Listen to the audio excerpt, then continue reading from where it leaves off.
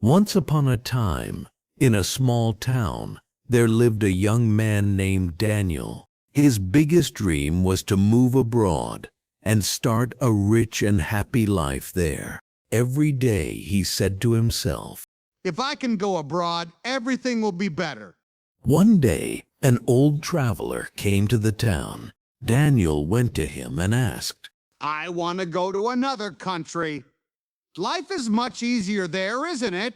The traveler smiled and said, Son, wherever you go, you will carry your shadow with you. Daniel was confused. He asked, Shadow, what do you mean? The traveler explained slowly, If you are lazy, you will stay lazy anywhere you go. If you are hardworking, you will find success everywhere. Country does not change you. Life changes only when you change yourself. From that day, Daniel understood the real journey was not to another country, but into his own heart. Change yourself first, then the world will change with you.